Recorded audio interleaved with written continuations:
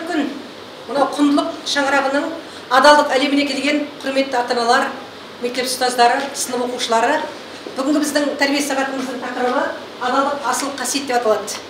Енді бұл шаңырақтың астында адалдық әлемінде мейірімге толы күннің шуағы бар. Мейірімге толы ақыл өнеге өсиет бар. Сол қасиетті асыл дүниелерді өз бойыңызға дарытамын десеңіздер, онда сыныптың оқушылары ортаға келіңіздер. Жұптарыңызбен тұрыңыздар, жұптарыңызбен. Енді оны ғұлама Фалестің мынандай бір сөзі бар, балалар. Тез-тез жылдамдықпен. Жұппен тұра қалыңдар, жұппен. Жұп болып тұрыңдар. Жұп. Ұлы ғұлама Фалестің мынандай бір сөзі бар, балалар. Дүниедегі ең үлкен нәрсе кеңістік дейді. Дүниедегі ең жүйрік нәрсе ол сіздің ойыңыз дейді. Дүниедегі ең құнды нәрсе ол сіздің алтын уақытыңыз дейді. Дүниедегі ең оңай нәрсе ол біреуге ақыл айту екен. Ал ең қиыны өзіңді өзің тану екен. Енді осы адалдық әлемінде сіз өзіңізді қалай таныта аласыз? Сынып оқушылары, сендермен мен қазір өздеріңізді таныту үшін өздеріңіздің көңіл күйіңізбен мен ғажап адаммын деген тренингіден бастағым келіп тұр. Бастайық та? Сіздер білесіздер ме, мен ғажайып адаммын. Менің ғажайыптылығым адалдығымда. Білесіздер ме, мен ерекше адаммын. Менің ерекшелігім, мен сіздердің барлықтарыңызды жақсы көремін. Сіздер білесіздер ме, мен керемет адаммын. Менің кереметтілігім шындық айтқанымда. Сіздер білесіздер ме, мен жомарт адаммын. Менің жомарттылығым, мен сіздерден еш нәрсемді аямаймын.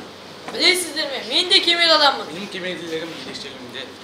Сіздер білесіздер ме, мен білімді адаммын. Менің білімділігім менің ақылдылығымда. Сіздер білесіздер ме, мен адал адаммын. Менің адалдығым жауапкершілігімде. Сіздер білесіздер ме, мен де адал адаммын. Менің адалдығым сүйіспеншілігімде. Сіздер білесіздер ме, мен ақкөңіл адаммын. Менің ақкөңілділігім менің мейірімділігімде. Білесіз бе, мен керемет адаммын. Менің кереметтілігім менің мейірімділігімде. Мен керемет адам. Сіздер білесіздер ме, мен керемет адаммын. Менің кереметтігім, сендердің барлықтарыңызды жақсы көремін. Отыра қойыңыз. Жақсы балалар, өте жақсы. Сіздер өздеріңіздің күнделікті сабақ оқу процесінде, өзіңіздің күнделікті іс-әрекетіңізде, жүрісіңізде, тұрысыңызда жалпы мынадай алдыңызға мақсат қоясыз ба? Күнделікті іс-әрекетте өзіңізге қандай мақсат, міндеттер қоясыз? Жауап беріңізші. Мақсатсыз адам алысқа бара алмайды. Күнделікті іс-әрекетімізде әрқашан мақсат болу керек. Егер бақытты өмір сүргіңіз келетін болса, мақсатқа тәуелділік болу керек. Мысалы, менің күнделікті іс-әрекетім таңертең ерте тұрамын және мектеп формамды киіп, білімге деген құштарлықпен мектепке барамын. Өте жақсы. Жақсы. Әркімге мысалға берген уәдесі бар да. Мысалға сіз ұстазға уәде бересіз, ата-анаға уәде бересіз да. Осы уәде берудің маңызы қандай? Маңызы неде? Уәде берудің маңызы біз берген уәдеге оған берік болу керекпіз және ол уәдені орындай алатынымызға сенімді болу керекпіз. Сенімді болмасақ, біз ол уәдені істей алмаймыз. Өте жақсы. Енді әркімнің өз міндеті бар да. Сол міндетті орындаудың маңызы қандай? Не үшін маңызды міндетті орындау? Айта ғой. Өзіңе тапсырылған міндетті жұмысты орындау ол сенің азаматтық борышың болып қала береді. Ол азамат үшін үлкен жауапкершілік. Маңыздылығы сол, өз-өзіңе берілген міндетті жұмысты мүлтіксіз орындасаң, сонда ғана жұмысыңа адалдығың айқын көрінеді. Жақсы. Келесі Данияр. Енді біз айтып жатырмыз, адалдық әлемінде біздің өзіміздің күнделікті іс-әрекетімізді, өзіміздің еңбектенуіміз, біздің ақыл ойымыз, сол негізде іс-әрекетке қадам басуымыз, осы дүниелердің бәрі адалдық әлеміне кіреді дедік. Енді осы адалдық әлемінде тек қана адалдық дүниесі емес, онда парасаттылық та бар, онда сенім де бар, онда тікелей десеңіз әділдік те бар. Енді осы әділдіктің негізін, мысалы қазақтың даласын зерттеген көптеген саяхатшылар болды да. Осы саяхатшыларды алып қарайтын болсаңдар, немесе басқа өңірден келген осы қазақтың салт дәстүріне қызыққан, қазақтың әдет-ғұрпына қызыққан мысалы ғұламалар болды да. Сол ғұламалардың өздерінің пікірінше, ойынша дала қазақтары үшін бір заңдылық, адалдық дегеннің дүниесі болды ма? Қалай білесіңдер? Қандай заңдылықтардың негізі болды? Өзінде негізгі 3 заңдылық болды. Қасым ханның қасқа жолы, Есім ханның ескі жолы, Әз Тәукенің жеті жарғысы. Қасым ханның қасқа жолы қазақ хандығының өзінің заңдары болды. Оның 5 түрі болды. Және Есім хан хандық құрғанға шейін хандық құрғаннан кейін Қасым ханның қасқа жолы, Есім ханның ескі жолы деген жаңа атқа ие болды. Және одан кейін қалмақтар шабуыл жасап, оған тағы да 2 заң қосылды. Және оны жаңа атпен Әз Тәукенің жеті жарғысы деп атады. Қараңыздар, керемет балдар да. Сіздер тарихтан да білесіздер ғой. Мысалға, даланың 7 жарғысы деп отырған жаңағы Әз Тәукенің 7 жарғысы деп отырғандағысы, ол дала заңы. Осы қазақтар дала заңына қалай икемді болды? Әрқайсының мысалға мүлік заңы мысалға да, мал заңы, әр тірлігіндегі қандай дүниені алып қайтып болсаңыздар да, соның бір адалдық негізіндегі заңдылықтар болған. Ал енді қазіргі кездегі біздің сол заңдылық дала қазақтарының заңы қазіргі кезде не? Біздің негізгі конституциямыз. Солай ма? Жақсы, ары кеттік. Енді қараңыз. Адалдық дүниесіне келген сәтте біз айттық жаңа өзіміздің күнделіктегі іс-әрекетіміз деп айттық та. Ал енді өздерің оқыған Абайға келген сәтте, Абай былай деп айтады. Алдар қоспай, адал еңбегін сатқан, қолы өнерлі қазақтың әулиесі сол дейді. Қараңыз да, Абай өзінің қара сөздерінде осылай деп айтады. Тіпті керек десеңіз, Абайдың өзінің күнделікті өлеңдерінде қолданып жүрген еңбек етсең ерінбей, тояда қарның тіленбей деген өлең шумақтарының негізі тіпті қазіргі кезде ол мақалдар негізіне қарай кетіп қалды, қараңыз да.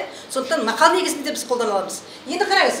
Ал Шәкәрімді алып қарайтын болсаңыз, Шәкәрім дегеннің өзінің өмірбаяндық деректерімен танысатын болсаңдар, ол адамдардың ортасында ар ілімі болу керек дейді. Сол ар ілімі негізінде мынадай 3 ождан деп аталатын кәдімгі философиялық трактатын жазды, қараңыз. Өзі дәптердің көлемін дейді, бірақ осы дүниенің ішінде бұл жерде мысалға мейірім дегеніміз не, ынсап дегеніміз не, ар ождан дегеніміз не, адалдық дегеніміз не, осы кітапшаның ішінде түгелдей түсіндіріледі. Сонда адамның санасына келетін асыл дүниелердің бәрі сіздің сана сезіміңіз арқылы ойыңызда сараланып шығады да, сол құндылықтардың негізі сіздің ойыңызға қалыптасады. Сонда сіз өзіңіздің жеке тұлға екендігіңізді таныта аласыздар. Енді қараңыз, мен қазір сіздердің алдарыңызға өздеріңіздің оқыған кітаптарыңызды қойдым да, ол сіздің негізгі ресурстарыңыз. Егер мысалға мен ұмытып қалдым, қарап аламын дейтін болсаңыздар, мына ресурстарды алып пайдалансаңыздар болады. Тап қазір. Өзіңіздің қажетті кітаптардан алыңыз, Жақсы, енді жаңа өздерің айттыңдар ғой, мен білімді адаммын, мен ғажап адаммын, мен керемет адаммын дедік те. Мен ана жерде отырған, сіздер тыңдап отырған қонақтардың өзі былай деді, кереметтігі қайда екен, көрейікші кәне дейді. Енді сендерге мен мынадай топқа тапсырмалар бердім деп тұрды. Бұл тапсырманың негізі топпен ұмытылады. Тіпті керек десеңіз, көрші топтардың негізінде бір-біріңізге қосып алсаңыздар да болады. Қараңыздар да. Мысалы, сіз бірлесу негізінде адалдықтың негізгі нышанын, шаңырағын құрамын деп айттыңыз да. Сіз бар ғой да, Абайдың толық адам идеясына байланысты өздерің ойларыңызды топтастырып қараңдаршы. Толық адам проблемасы да. Енді жаңа білдіңіз, Шәкәрімнің ар ілімі бар деп жатырмыз да. Ар ілімінің негізі қандай? Топтастырып көріңдерші.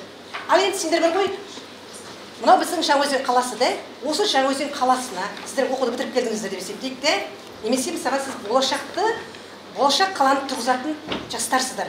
Енді сіз өзіңіз қандай идеялармен адалдықтың алаңын жасар едіңіз? Қараңыз да. Ал сіздер болатын болсаңыз, өзіңіз айтып отырсыз жаңада көркем әдебиеттердің біз түп түйінін бәрін ақтарып оқимыз деп отырсыздар да.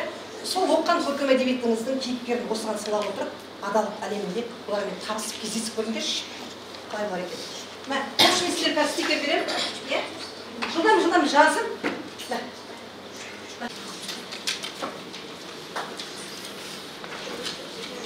Қараңыздар да, енді мысалға ойларыңызды жинақтай беріңіз, мен сіздерге алаңдатпаймын. Мысалға, айтсақ та бар, әдебиетші Ілияс Есенберлиннің осындай бір тамаша ойын келтіре аламыз. Енді бірде былай деп айтады, ата-ананың үмітісіңдер. Ата-ана, сіздер сол ата-ананың қайталанбас тұлғасысыңдар. Ал тіпті Мағжанның өзі жалпы адамзаттың жақсылығына сену адамгершіліктің ең биік белгісі деп көрсетеді. Абайдың толық адам идеясы. Келіңіз. Топтан қосылатындар да болады, еркіндік. Мен мына топта қосылам, мен мына топта қосылам. Толық адам идеясына осындай плакат жасадық. Абай бүгінгі біздің тақырыбымыз адалдық. Абайдың адалдық туралы 30-ші қара сөзінде жазылған. Қысқаша айтып берсем, егерде мал керек болса, қолөнер үйренбек керек. Мал жұтайды, өнер жұтамайды. Алдау қоспай, адал еңбегін сатқан қолөнерлі қазақтың әулиесі сол. Осы, бірақ Құдай тағала қолына аз-маз өнер берген қазақтың кеселдері болады. Әуелі болысымнан олысымды асырайын деп, артық ісмерлер іздеп, жүріп, іздеп, біраз істес болып, өнер арттырайын деп түзен өнер іздемейді. Алайда, түзден өнер іздемейді. Осы қазақтардың баяғы осы қолындағы аз-мұзына мақтанып, баяғы қазақтардың талапсыздығына тартып, осылай жатып алады. Дұрыс. Қазақтың жалқаулығына жанашып жатыр ғой болыстар ма? Жассыздық дегеннің өзіне еңбекқорлық емес, еңбекке кереғар болыс. Қасым-Жомарт Кемелұлы Тоқаев Абай және 21-ші ғасырдағы Қазақстан атты мақаласында нақты міндеттерді жазған. Оның ішінде Абайдың толық адам атты мақаласы да бар. Оның айтуы бойынша ол толық атты мақаланы біз қайта зерттеуіміз керек деп ғалымдардың басты мақсаты қылып қойды. Толық адам атты концепция ол мемлекетіміздің әртүрлі салаларын білім беру және басқару мәселелерін және бизнес пен отбасы институттарына басты мақсат болады деп айтты. Абай атамыз толық адам болуды былай дейді. Ақыл қайрат жүректі бірдей ұста, сонда толық боласың елден бөлек. Жеке біреуі жарытпайды, жолда жоқ, жарымесі жақсы деген. Шынында ақыл қайрат жүректі бірдей ұстап білген адам ғана нәпсімен күресе алады. Ұлы данышпан Абай атамыз Жүсіп Баласағұнның кемел адам идеясын қолдап, толық адам проблемасы идеясын ұсынады. Абай Құнанбаев атамыз өзінің 17-ші қара сөзінде былай деп айтқан: бір күні қайрат, ақыл, жүрек үшеуі таласып сөзге келмей, әрқайсысы өзін мықты санап, ғылымға келіп жүгінеді. Ғылым үшеуін жақсылап тыңдап болған соң, оларға үшеуінің басымды қоспақ менің ісім. Бірақ іштерімен билікке, әмірлікке лайықты тек жүрек. Мен үшеуін қас болсаң, мен жүректі билеттім дейді. Сонда жүрек адамның денесінің патшасы да. Енді қараңыз да, айтып отқан ойларыңыз, идеяларыңыз өте дұрыс да. Енді осы қара сөздеріндегі негізгі ой Абайдың өлеңдерінде өріліп жатыр ғой балалар. Ақыл мен қайрат жолда бар, қашқанға да қуғанға, әділет шапқат кімде бар, сол жаңасар туғанға. Бастапқы екеуі соңғысыз біте қалса қазаққа, алдың жалын артың мұз, бара бердің қай жаққа дейді қараңыздар да. Міне ақыл қайраттың негізін ұстанып жатыр да, бірақ енді соңғы екеуі жоқ болса сен қайда барасың дейді қараңыздар да. Бәрібір сіздің мейірім құшағына бөлейтінде, адалдық әлеміне әкелетінде осы құнды дүниелердің бәрі адамның өз бойында қалыптастыру керек екен. Солай ма? Өте жақсы. Отыра қойыңыздар. Келесі шәкәрім идеясы қандай? Шәкәрім. Болды. Қысқа ойларыңды айтыңыздар.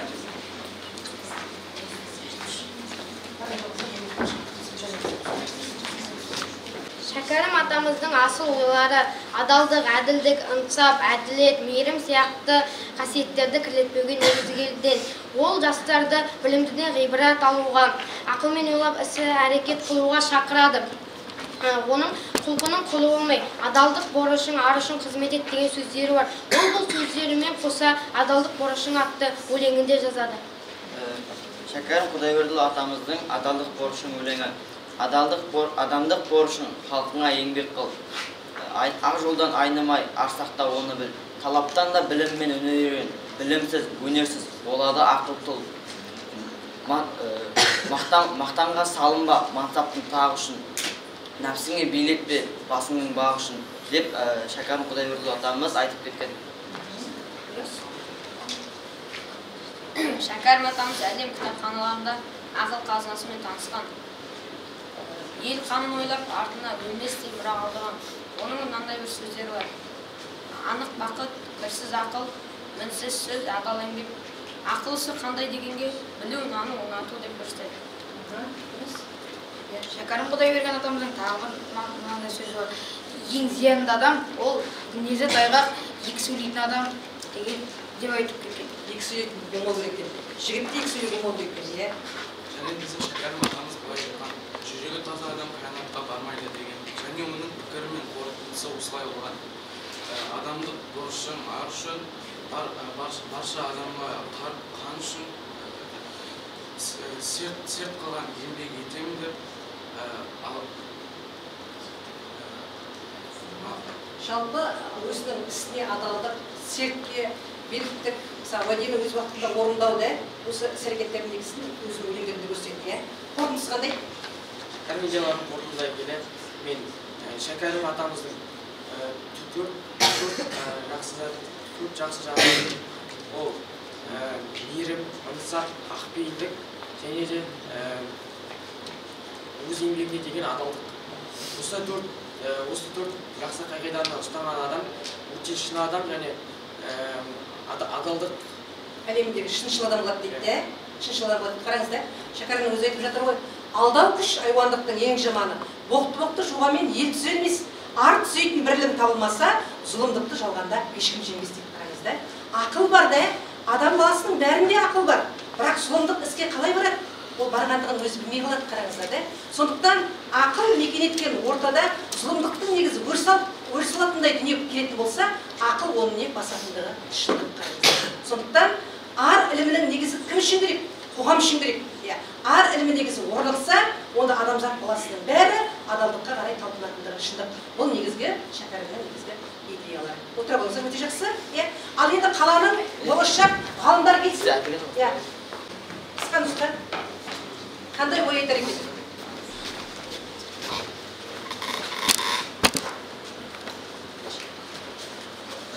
Егер де мен болашақта қаламды адалдық әлеміне әкелетін болсам, мен біріншіден жақсы оқу оқып, мемлекеттік жұмысқа тұрып жатсам, қаланы көркейтуге өзімнің үлесімді барынша қосатын едім.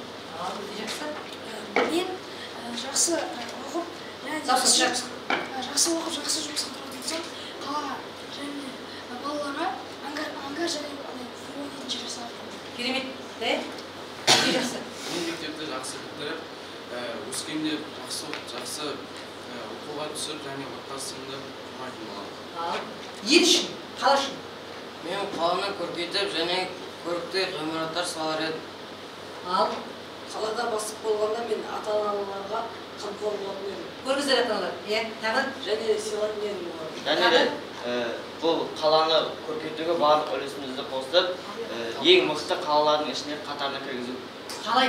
Көкке түн шығатындай болсын ба? Болсын ба? Аллеялар жасайсыз ба? Әр үйдің қасында не жасайсыз? Әлемнің қасында Балалар саябақ жасаймыз. жағдайларын жақсарамыз. Бассейнде жасаймыз дейді. Керемет, әр үйдің қасында бассейн болса, балалардың кезекке отыруының қажеттігі жоқ болсын. Өте жақсы отыра болыңдар. Сіздің ойыңыз өзіңіздің оқығандарыңыз бойынша, келіңіз жылан. Оқығандарыңыз бойынша.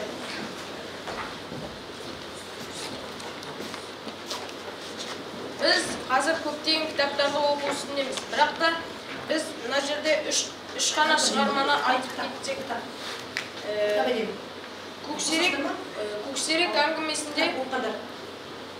Көксерек әңгімесінде көксеректің бірінде жатқан бауырларын ұмытпай, олар үшін соңына дейін оларды өлтірген адамдарды қуып, өзінің адалдығын танытқан. Ал менің атым Қожа атты шығармасына келсек, ол Қожа қаншама тентек болса да өзіне өзі сөз беріп, айнасына қарап бірінші амандасып, өзінің халін сұрап, әр күн сайын мысалы мен өтірікші болмаймын, мен біреудің араларына от салмаймын деп өзіне сөз береді. Сөйтіп ол күннен күнге өзін жөндейді. Қараңыздар да, табиғат пен адамның арасында байланыс қандай? Жаңа айтып отырсыз ғой, қасқырлардың өзі мысалы өзінің күшіктерін қорғайды деп.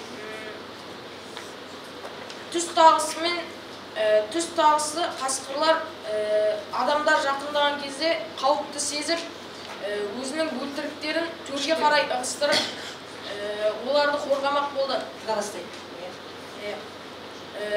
Адамдардың әрекеті дұрыс па сонда? Жоқ, қатыгез. Бірақ не? Қайтсе де өзі малын құртып отырған қасқырды жоям деп не? Осындай әрекеттерге барып жатыр. Табиғат пен адамдар арасында байланыстың негізі кішкене басқаша болу керек. Жақсы, өте жақсы. Енді мына бейнет көрініске қараңдаршы.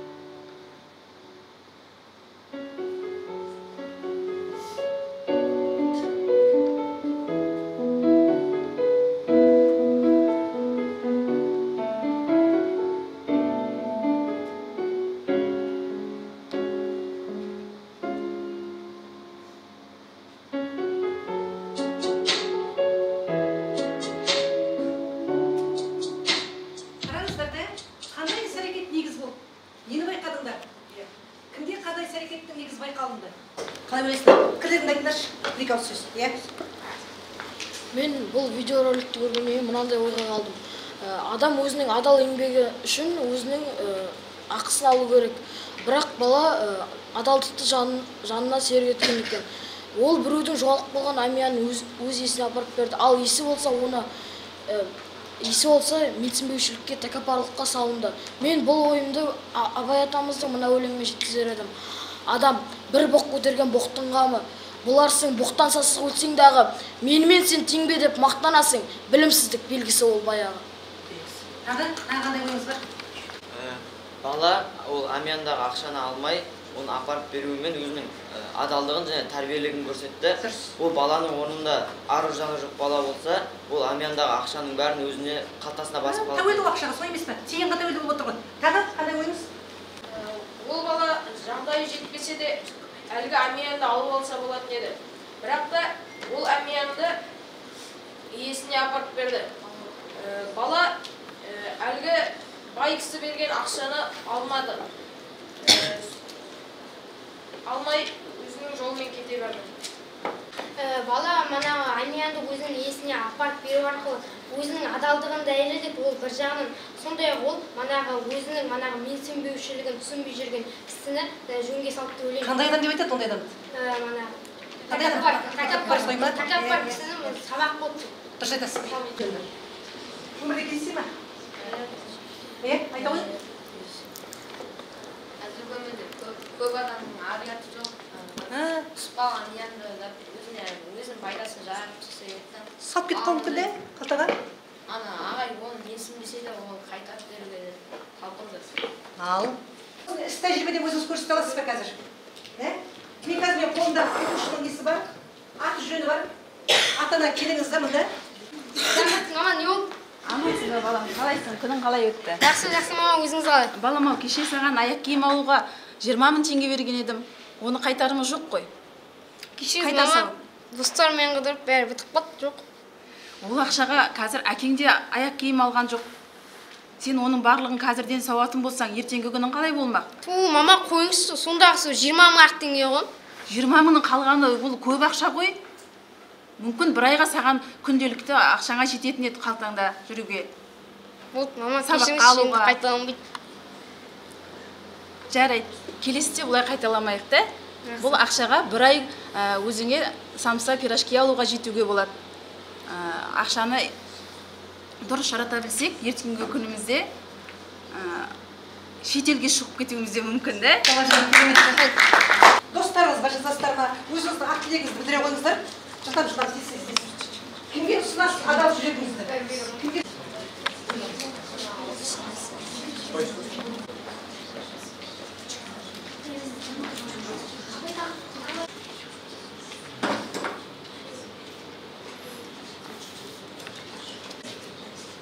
Сөзімді оқи ғой? Әне. Осыны шығарып кеттің. Кім жазып болды? Кім үшін жазылды? Құрметті Күләш апай, мен сіздің жомарттығыңызға тамсанып осы жүректі сізге. Ой, керемет, жаным жүрегім. Құрметті Абайхан ағай, мен өзімнің адал жүрегімді сізге беремін. Себебі сіз өте адал тәрбиелі адамсыз. Жүрегіне сап қараңыз. Тағы кімде? Мен өзімнің адал жүрегімді адал болсын, айдынға беремін, достығымыз мәңгі болсын. Керемет. Тағы. Құрметті ата-анам, мен сіздерге мені осы дүниеге әкелгендеріңіз үшін осы жүректі беремін. Тағы кімде? Жылдам қалып қойсыңдар қазір, жасан? Мен бұл адал тілегімді өзімнің ата-анама ұсынғым келеді. Өйткені олар мені осы жарық дүниеге әкеліп, мені жақсы балалық тәрбиелеп өсірген үшін. Тағы кімде? Тағы? Мен өзім жетекшіміз Абайхан ағайға ұсынамын. Сізге жұмыс өзі жақсы. Мен сізге бұл жүректі сізге ұсынамын. Себебі сіз өте керемет. Керемет адам сіз деген сөзді қаттырақ айттым. Кәне? Расул. Адал жүректі бізге жақсы сабақ берген үшін Нұрбол ағайға беремін. Ал. Тағы кімде? Жүрек кімде?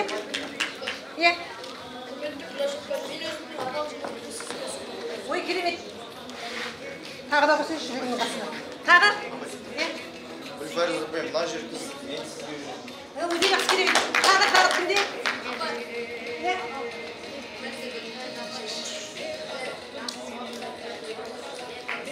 Жақсы. Мұса ұялып отыр әлде? Апа ертай. Орыс тілінде отқан видео болғанда жазып жатыр, жақсы тоқтайып тұра келерсің. Мадина апайға кім жазып жатыр? Ертай айта ғой.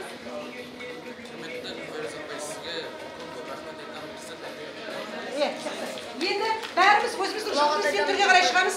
Манағы жұбымызбен түрге қарай шығамыз. Тез.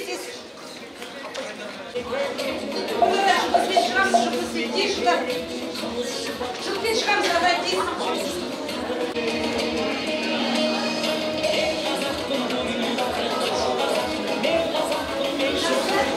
Сол сырдың негізінде үлкен құшағына енеміз.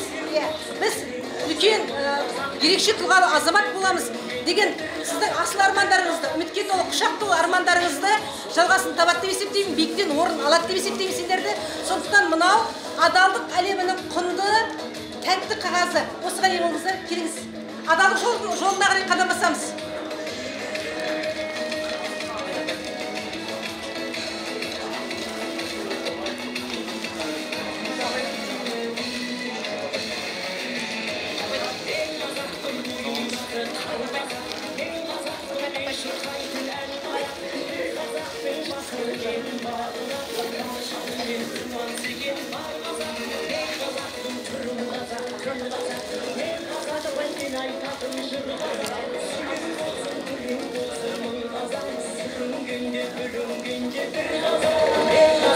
Boyunдағы қан қазақ, мен қазақпын, мен шырқайтын ән қазақ. Бір қазақтың бақыты мен бағына, баршалы мен қуаныс екен бар қазақ. Мен қазақпын, түрім қазақ, тіл қазақ.